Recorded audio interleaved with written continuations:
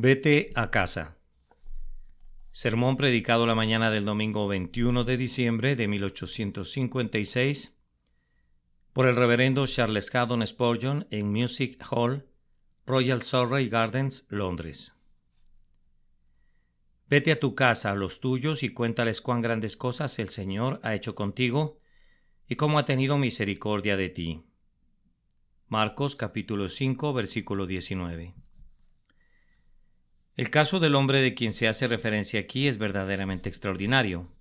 Ocupa un lugar entre los hechos memorables de la vida de Cristo, tal vez tan prominente como cualquier otra cosa que haya sido registrada por cualquiera de los evangelistas. Este pobre desventurado, poseído por una legión de espíritus inmundos, había sido llevado a una condición peor que la locura.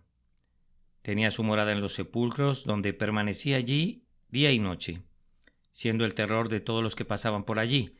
Las autoridades habían tratado de ponerle freno, le habían atado con grillos y cadenas, pero en los paroxismos de su locura había destrozado las cadenas y desmenuzado los grillos. Habían intentado rehabilitarlo, pero nadie le podía dominar. Era peor que las bestias salvajes, pues ellas podían ser domadas, pero su fiera naturaleza no se sometía. Era una calamidad para consigo mismo, pues corría sobre los montes de día y de noche, dando voces y aullando pavorosamente, hiriéndose con piedras filosas y torturando su pobre cuerpo de la manera más terrible. Jesucristo pasó por allí. Él dijo a la legión: «Sal de este hombre». El hombre fue sanado al instante. Se arrodilló a los pies de Jesús. Se volvió un ser racional, un hombre inteligente, sí, y lo que es más, un hombre convertido al Señor. Por gratitud a su liberador le dijo: «Señor, yo te seguiré donde quiera que vayas. Seré tu constante compañero y tu siervo, permite que lo sea». «No», respondió Cristo. «Aprecio tu motivo, es una gratitud hacia mí, pero si quieres mostrar tu gratitud, vete a tu casa, a los tuyos, y cuéntales cuán grandes cosas el Señor ha hecho contigo y cómo ha tenido misericordia de ti». Ahora, esto nos enseña una importante lección, es decir, que la verdadera religión no rompe los lazos de la relación familiar. La verdadera religión raramente se inmiscuye en esta sagrada y casi diría divina institución, llamada hogar. No separa a los hombres de sus familias, enajenándolos de su carne y su sangre. La superstición ha hecho eso. Una terrible superstición que se llama a sí misma cristianismo ha separado a los hombres de sus semejantes. Pero la verdadera religión nunca ha pedido eso. Vamos, si me permitiera hacerlo, buscaría al ermitaño en su solitaria caverna. Iría a él y le diría: amigo, si eres lo que profesas ser, un verdadero siervo del Dios vivo y no un hipócrita, como adivino que eres, si eres un verdadero creyente en Cristo y quieres mostrar lo que Él ha hecho por ti, vuelca ese cántaro, come el último mendrugo de pan, abandona esta funesta cueva, lava tu cara, desata tu cinto de hilo de cáñamo, y si quieres mostrar tu gratitud, vete a tu casa, a los tuyos, y cuéntales cuán grandes cosas el Señor ha hecho contigo. ¿Acaso puedes tú edificar a las hojas secas del bosque? ¿Pueden las bestias adorar a ese Dios al que tu gratitud debe esforzarse por honrar? ¿Acaso esperas convertir estas rocas y convencer a los ecos que canten? No. Regresa. Mora con tus amigos, recupera tu relación con los hombres y únete otra vez a tus compañeros. Pues es esta la manera probada por Cristo de mostrar gratitud. Y yo iría a cada monasterio y a cada convento de monjas y les diría a los monjes: salgan, hermanos, salgan. Si son lo que dicen ser, siervos de Dios, váyanse a su casa, a los suyos. Olvídense de esta absurda disciplina. No es el mandamiento de Cristo. Están haciendo las cosas de manera diferente a como Él las quiere. Váyanse a casa, a los suyos, y a las hermanas de la misericordia les diríamos: sean hermanas de misericordia para sus propias hermanas. Váyanse a casa, a los suyos, cuiden a sus ancianos padres. Conviertan sus propias casas en conventos. No se queden aquí alimentando su orgullo y desobedeciendo el mandato de Cristo. ¿Qué dice? Váyanse a casa, a los suyos. Vete a casa a los tuyos y cuéntales cuán grandes cosas el Señor ha hecho contigo y cómo ha tenido misericordia de ti. El amor a una vida solitaria y ascética que es considerada por algunos como una virtud divina, no es ni más ni menos que una enfermedad de la mente. En la época en que había muy poca caridad y por consiguiente pocas manos que construyeran asilos de locos, la superstición compensaba esa falta de asilos permitiendo a hombres y mujeres insensatos que se entregaran a sus caprichos en solitarias guaridas o descuidada pereza. Jung ha dicho con toda verdad: los primeros síntomas seguros de una mente saludable son el descanso del corazón y el placer encontrado en casa. Eviten, amigos míos, sobre todas las cosas esos conceptos románticos y absurdos de la virtud, que son la progenie de la superstición y los enemigos de la justicia. Mantengan siempre el afecto natural y amen a aquellos que están ligados a ustedes por vínculos naturales. La verdadera religión no puede ser inconsciente con la naturaleza. No puede requerir nunca que me abstenga de llorar cuando se muere mi amigo. Jesús lloró. No puede negarme el privilegio de una sonrisa cuando la providencia me mira de manera favorable, pues una vez, en aquella misma hora, Jesús se regocijó en el Espíritu y dijo: Yo te alabo, oh Padre. No conduce al hombre a decir a su padre y a su madre: Ya no soy más su hijo. Eso no es el cristianismo, sino algo peor de lo que harían las bestias, que nos llevaría a un rompimiento completo con nuestros semejantes, a caminar en medio de ellos como si no tuviésemos ningún parentesco con ellos. A todos los que opinan que una vida solitaria debe ser una vida de piedad, yo les diría: es el más grande engaño. A todos los que piensan que quienes rompen los vínculos de relación deben ser buenas personas, digámosles: los que mantienen esos vínculos son los mejores.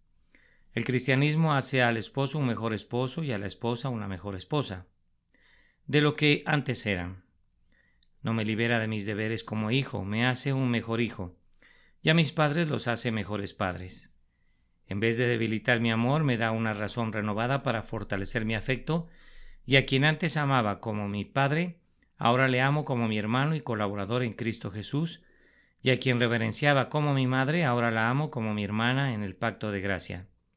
Hermana mía para siempre en el estado venidero. Nadie debe suponer que el cristianismo interfiere en los hogares.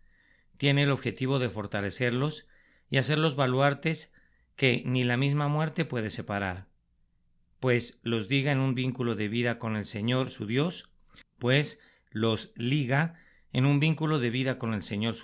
y reúne a los varios individuos al otro lado del río. Ahora voy a decirles por qué elegí este texto. Pensé para mí: hay una gran cantidad de jóvenes que siempre viene para oírme predicar.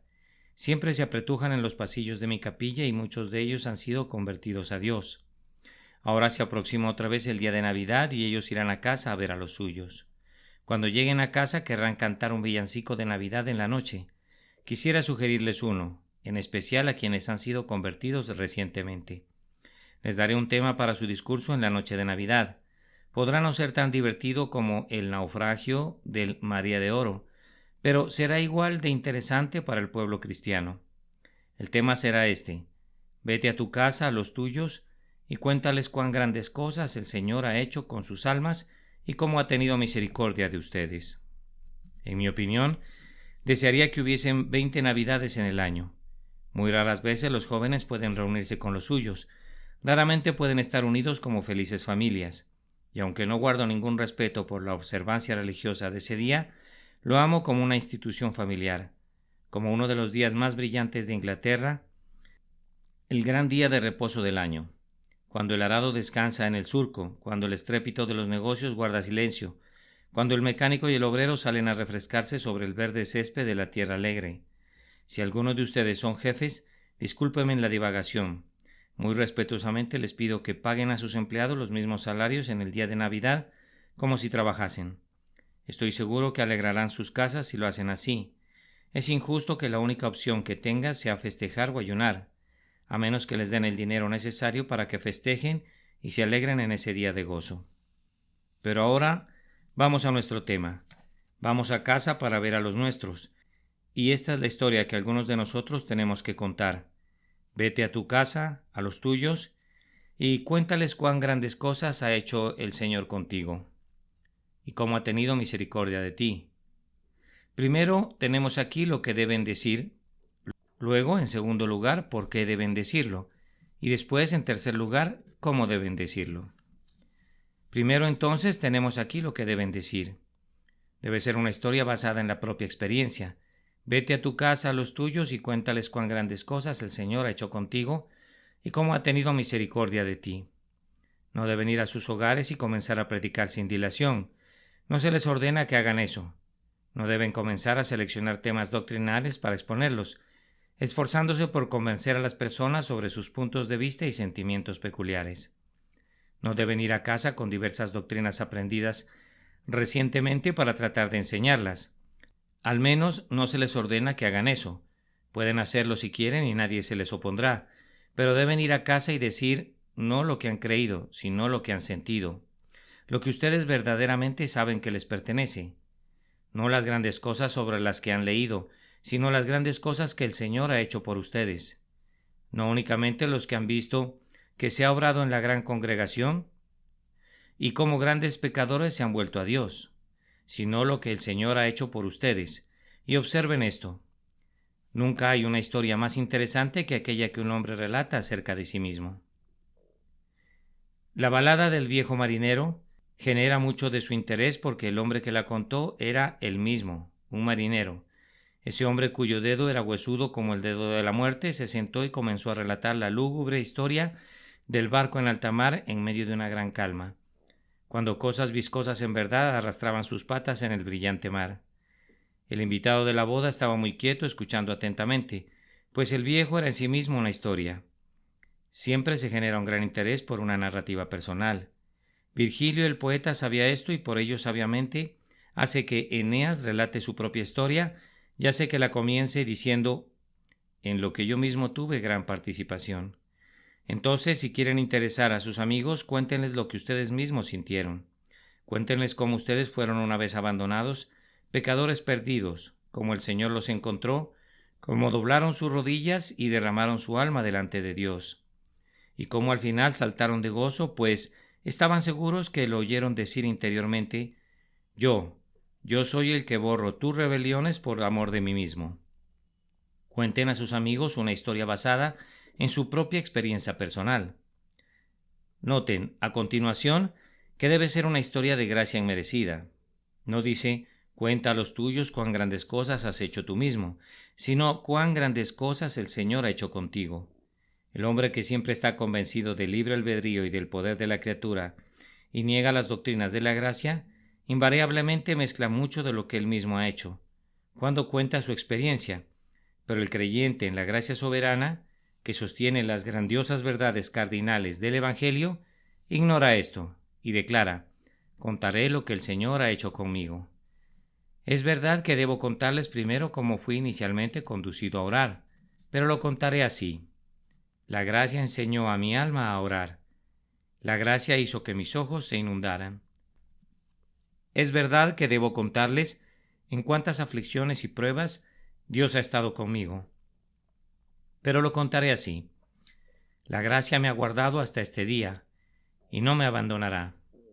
No cuentan nada acerca de sus propias acciones o decisiones, u oraciones o búsquedas, sino que todo lo atribuye al amor y a la gracia del grandioso Dios que mira con amor a los pecadores y los convierte en sus hijos y herederos de la vida eterna. Vete a tu casa, joven, y cuenta la historia del pobre pecador. Vete a tu casa, jovencita, y abre tu diario y cuenta a tus amigos historias de gracia. Cuéntales las poderosas obras que la mano de Dios ha obrado en ti por su amor inmerecido, soberano y gratuito. Cuenta una historia de gracia inmerecida junto a la chimenea familiar. A continuación, el relato de este pobre hombre fue una historia agradecida. Yo sé que fue una historia agradecida porque el hombre dijo: les contaré cuántas grandes cosas el Señor ha hecho conmigo. Y sin querer involucrar para nada ningún juego de palabras, hago la observación que un hombre que es agradecido está siempre lleno de la grandeza, de la misericordia que Dios le ha mostrado. Siempre piensa que lo que Dios ha hecho por él es inmensamente bueno y supremamente grandioso. Tal vez cuando estés contando la historia, alguno de tus amigos preguntará: ¿y qué con eso? Y tu respuesta será: tal vez no es algo grande para ti, pero lo es para mí. Tú dices que arrepentirse es poca cosa, pero a mí me parece todo lo contrario. Es algo grandioso y precioso ser conducido a reconocerme como pecador y a confesarlo. ¿Dices tú que es poca cosa haber encontrado un Salvador? Míralos a la cara y diles, si ustedes lo hubiesen encontrado también, no lo considerarían poca cosa. ¿Consideran poca cosa que me haya quitado la carga de mi espalda? Pero si ustedes hubieran sufrido con esa carga y sentido su peso como lo he sentido durante largos años, no considerarían poca cosa ser emancipados y liberados por una mirada a la cruz.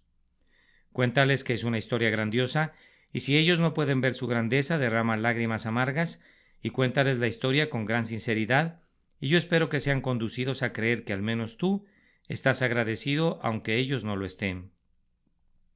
Que Dios les conceda que puedan contar una historia agradecida. Y finalmente, sobre este punto, debe ser una historia contada por un pobre pecador convencido que no ha merecido lo que recibió. ¿Cómo ha tenido misericordia de ti? No fue un simple acto de bondad, sino un acto de misericordia inmerecida hacia uno que se encontraba en aflicción. Oh, he oído a los hombres que cuentan la historia de su conversión y de su vida espiritual de tal forma que mi corazón los ha aborrecido tanto a ellos como a su historia, pues han contado sus pecados como si verdaderamente se jactaran de la grandeza de su crimen y han mencionado el amor de Dios sin una lágrima de gratitud, sin la simple acción de gracias de un corazón realmente humilde, sino más bien como si se exaltasen cuando exaltaban a Dios. Oh, cuando contemos la historia de nuestra propia conversión, quisiera que lo hicieran con profunda tristeza, al recordar lo que solíamos ser y con grande gozo y gratitud, al recordar cuán poco merecemos estas cosas. En una ocasión estaba predicando sobre la conversión y la salvación y sentí dentro de mí cómo a menudo lo sienten predicadores que no era sino un trabajo estéril decir esta historia y era para mí un deslúcido relato. Pero súbitamente pasó por mi mente el pensamiento, vamos, tú mismo eres un hombre pecador perdido. Cuenta cómo recibiste la gracia. Comienza a contar sobre la gracia de Dios según la has sentido. Bien, entonces mis ojos se convirtieron en fuentes de lágrimas. Aquellos oyentes que estaban cabeceándose comenzaron a iluminarse y escucharon porque estaban oyendo algo que el predicador sentía verdaderamente y que ellos reconocían como verdadero para él, aunque no lo fuera para ellos. Cuenten su historia, mis lectores, como pecadores perdidos.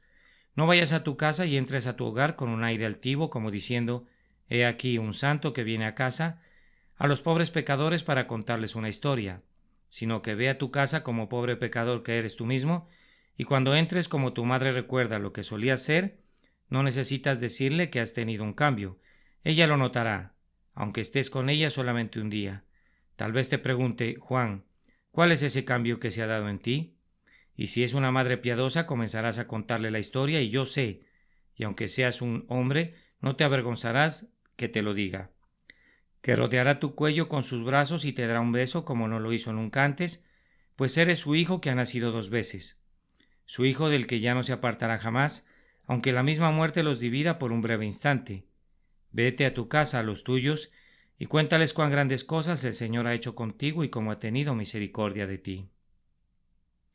Pero ahora, en segundo lugar, ¿por qué debemos contar esta historia?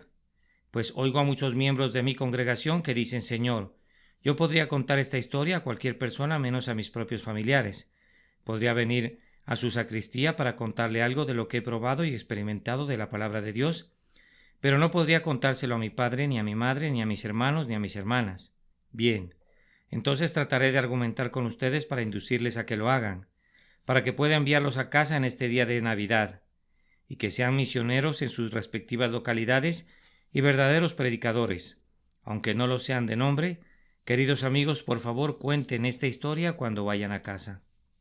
En primer lugar, háganlo por su Señor. Oh, yo sé que le aman, estoy seguro que le aman. Si tienen la prueba que Él les amó, no podrán pensar nunca en Getsemaní y en su sudor sangriento, en Gábata y en la espalda lacerada de Cristo, flagelada por el látigo. No podrán pensar nunca en el Calvario y en sus manos y pies traspasados, sin amarle. Y utilizo un argumento muy poderoso cuando les digo por su amado Señor que les amo tanto, que vayan a casa y lo cuenten. ¿Qué? ¿Acaso piensan que podemos recibir tanto y no contarlo? Cuando hacemos algo por nuestros hijos no se espera mucho tiempo para contarlo a todo el mundo. fulano de tal me dio un regalo y me hizo tal y tal favor. Y ¿deberían los hijos de Dios ser remisos en declarar cómo fueron salvados cuando sus pies se apresuraban al infierno? ¿Y cómo la misericordia redentora los arrebató como tizones del fuego? Joven, ¿amas a Jesús? Te pregunto entonces, ¿te rehusarás a contar la historia de su amor por ti? ¿Se quedarán callados tus labios cuando su honor está comprometido? ¿Acaso no contarás donde quiera que vayas que Dios te amó y murió por ti? Se nos informa que este pobre hombre se fue y comenzó a publicar en Decápolis cuán grandes cosas había hecho Jesús con él, y todos se maravillaban. Lo mismo debes hacer tú. Si Cristo ha hecho mucho por ti, no puedes evitarlo. Debes contarlo. Mi estimado amigo, el señor Onken, un ministro en Alemania, nos contó el pasado lunes por la noche que tan pronto él fue convertido, el primer impulso de su alma recién nacida fue hacer el bien a otros. ¿Y dónde debería realizarlo? Pensó que debería ir a Alemania. Era su tierra natal y el mandamiento era: vete a tu casa, a los tuyos y cuéntales. No había entonces un solo bautista en toda Alemania, ni nadie con quien tuviese afinidad, pues los luteranos se habían desviado de la fe de Lutero y se habían apartado de la verdad de Dios. Pero fue allí, predicó y ahora cuenta con 70 u 80 iglesias establecidas en el continente europeo. ¿Qué lo condujo a hacerlo? Nada sino el amor a su Señor, que hizo tanto por él. Le motivó a ir y contar a sus semejantes la maravillosa historia de bondad divina. Pero a continuación pregunto, ¿son piadosos sus amigos? Entonces vayan a casa y cuénteles para alegrar sus corazones. Recibí anoche una breve epístola escrita por una mano temblorosa, por alguien que ha sobrepasado la edad natural del hombre, que vive en el condado de Essex. Su hijo, por la soberanía de Dios, fue convertido al escuchar la palabra predicada, y el buen hombre no pudo evitar escribir al ministro agradeciéndole y bendiciendo más que nada a su Dios porque su hijo había sido regenerado. Señor, comienza la carta, un viejo rebelde escribe para agradecerle y por sobre todo dar gracias a Dios porque su amado hijo ha sido convertido. Prosigue diciendo, continúe su labor y que el Señor le bendiga. Y hubo otro caso que escuché hace algún tiempo en el que una joven fue a casa de sus padres y cuando su madre la vio le dijo: si el ministro me hubiese regalado todo Londres, no lo hubiera considerado tan valioso como valoro esto, pensar que eres una persona renovada y que estás viviendo en el temor de Dios.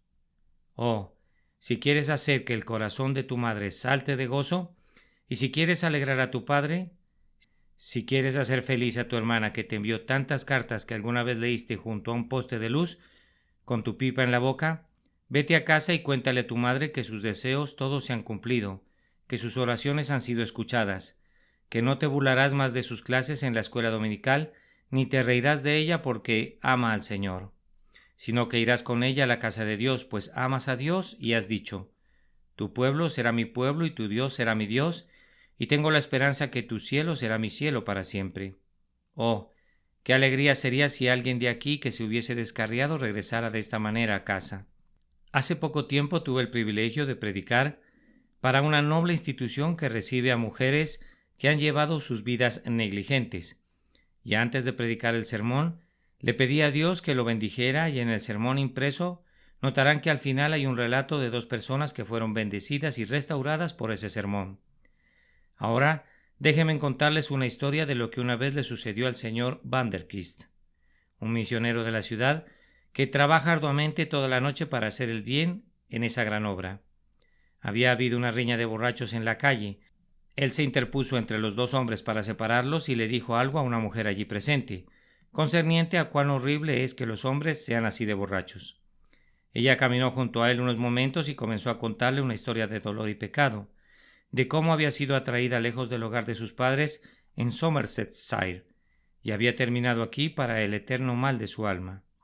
Él la llevó a casa y le enseñó el temor y el amor de Cristo.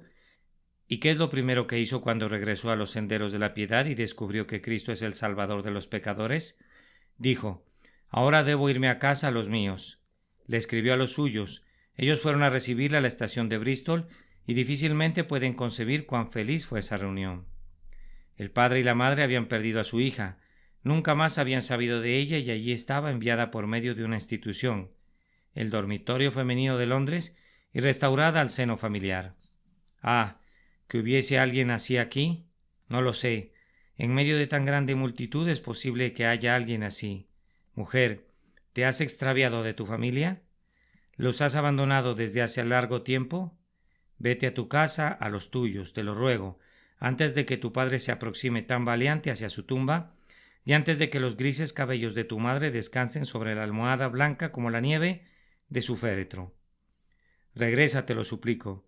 Diles que eres una penitente. Diles que Dios se ha encontrado contigo, que el joven ministro dijo, vete a tu casa, a los tuyos. Y si es así, no me avergonzaré de haber dicho estas cosas, aunque ustedes piensen que no debí mencionarlas, pues si pudiera ganar aunque fuera un alma de esta manera, bendeciré a Dios por toda la eternidad. Vete a tu casa, a los tuyos. Vete a tu casa y cuéntales cuán grandes cosas el Señor ha hecho contigo. ¿Acaso no pueden imaginar la escena cuando el pobre endemoniado mencionado en mi texto regresó a casa? Él había sido un loco de remate, y cuando llegó y tocó la puerta imaginé ver a sus amigos comentando los unos a los otros en medio del terror. Oh, allí viene otra vez, y a la madre subiendo las escaleras a toda velocidad y poniendo llave a todas las puertas porque su hijo, que estaba perdidamente loco, había regresado, y los pequeñitos gritando porque sabían lo que había hecho antes.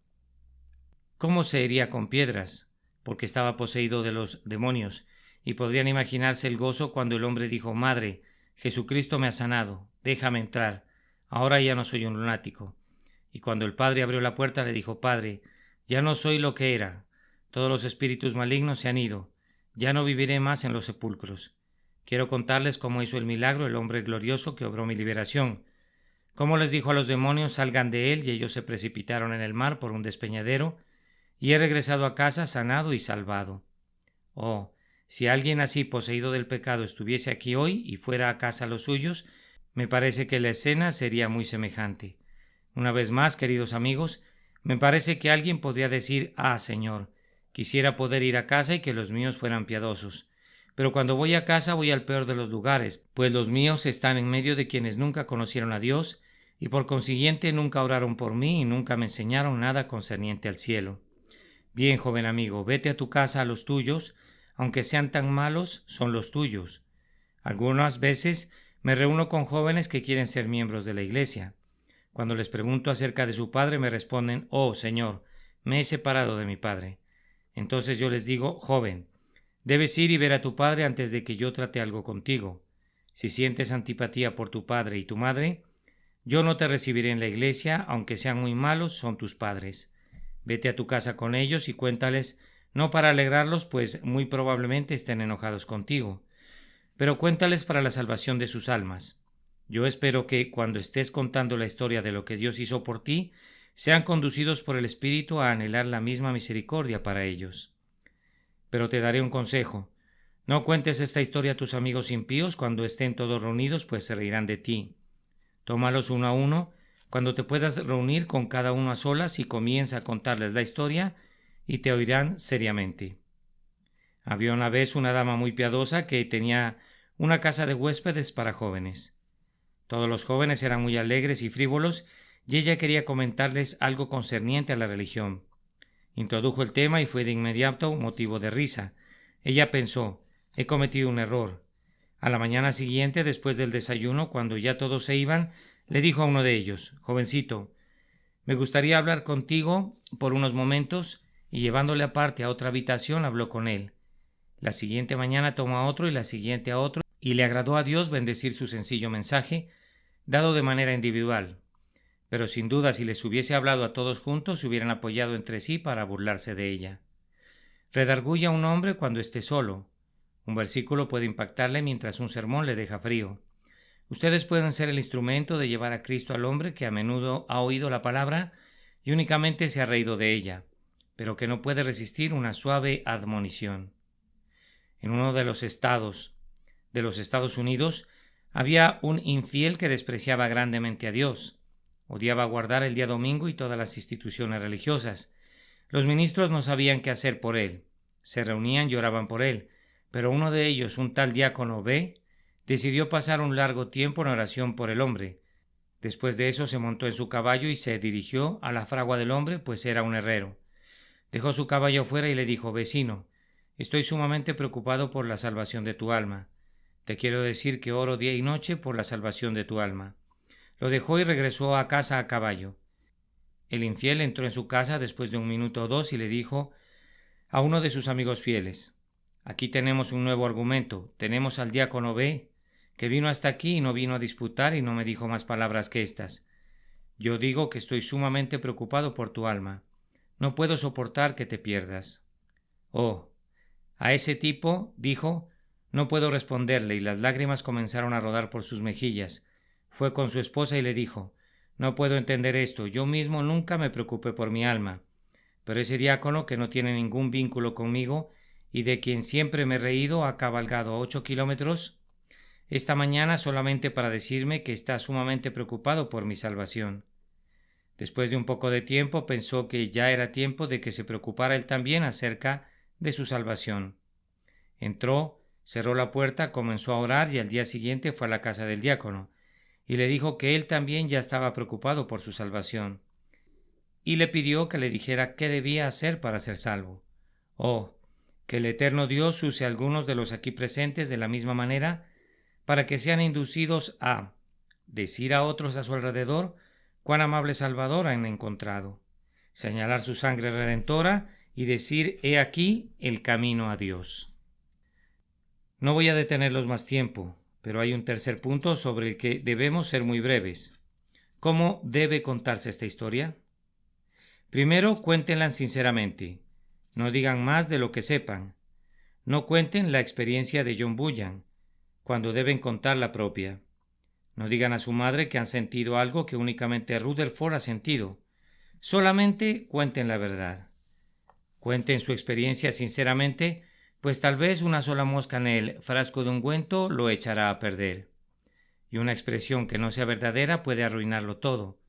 Cuenten la historia sinceramente. A continuación, cuéntenla muy humildemente.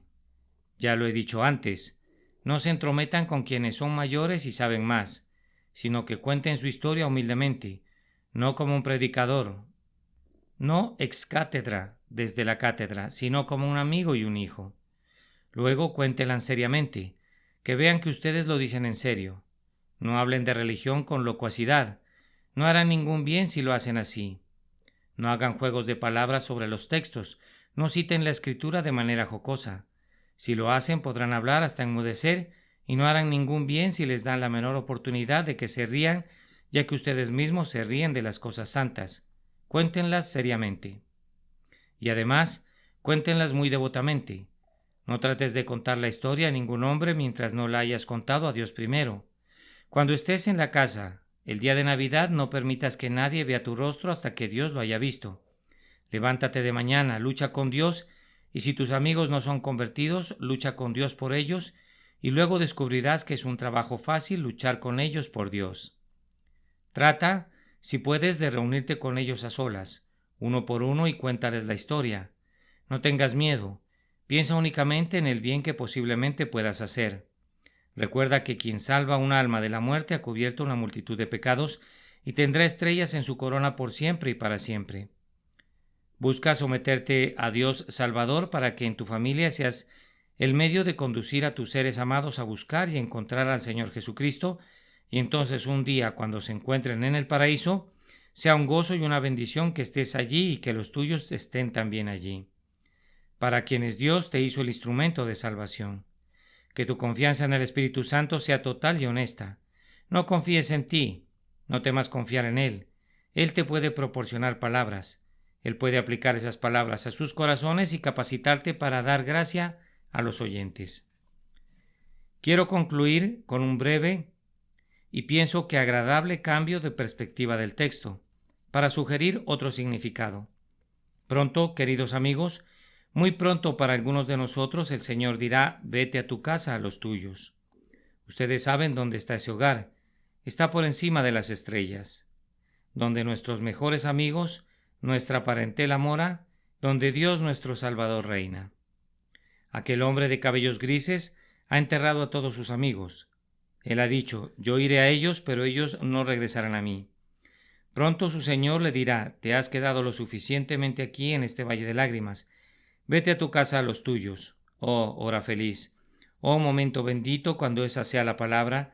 Vete a tu casa a los tuyos. Y cuando vayamos a casa a los nuestros en el paraíso, ¿qué haremos? Bien, en primer lugar nos dirigiremos a ese bendito asiento donde se sienta Jesús. Nos quitaremos la corona y a Él arrojaremos a sus pies y le coronaremos Señor de todo. Y cuando hayamos hecho eso, ¿cuál será nuestra siguiente actividad? Pues contaremos a los seres benditos del cielo lo que el Señor ha hecho por nosotros y cómo ha tenido compasión de nosotros. ¿Y acaso tal historia será contada en el cielo? ¿Será ese el villancico de Navidad de los ángeles? Sí, lo será. Ha sido publicado allí anteriormente. No se avergüencen de decirlo de nuevo, pues Jesús lo ha contado antes. Y al llegar a casa reúne a sus amigos y vecinos diciéndoles: gozaos conmigo porque he encontrado mi oveja que se había perdido. Y tú, pobre oveja, cuando seas encontrada, ¿no contarás cómo te buscó tu pastor y cómo te encontró? ¿Acaso no te sentarás en las fértiles praderas del cielo y contarás la historia de tu propia redención? ¿No hablarás con tus hermanos y con tus hermanas para contarles cómo Dios te amó y cómo te ha traído aquí? Tal vez digas: será una historia muy breve. Ah, lo sería si la escribieras ahora. Un librito podría contener toda tu biografía, pero allá arriba, cuando tu memoria sea agrandada, cuando tu pasión sea purificada y tu entendimiento sea aclarado, descubrirás que lo que no era sino un opúsculo en la tierra será un gigantesco tomo en el cielo. Contarás una larga historia allí sobre la gracia que sostiene, que restringe y que constriñe. Y pienso que harás una pausa para dejar que otro cuente su historia, y luego otro y después otro. Y al fin, después que hayas estado en el cielo 1000 años, prorrumpirás en exclamaciones: oh santos, tengo algo más que decir.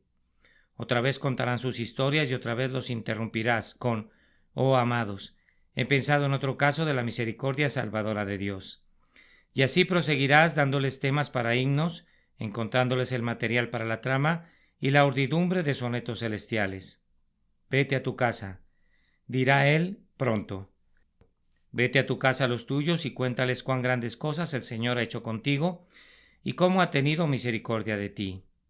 Espera un momento, espera lo que Él quiera y pronto serás reunido en la tierra del más allá, en el hogar de los benditos, donde la felicidad sin fin será tu porción. Que Dios nos conceda una bendición por su nombre. Amén. Vete a casa. Un sermón predicado la mañana del domingo 21 de diciembre de 1856 por el reverendo Charles Haddon Spurgeon, en Music Hall, Royal Surrey Gardens, Londres. Vete a tu casa a los tuyos y cuéntales cuán grandes cosas el Señor ha hecho contigo y cómo ha tenido misericordia de ti. Marcos capítulo 5 y versículo 19.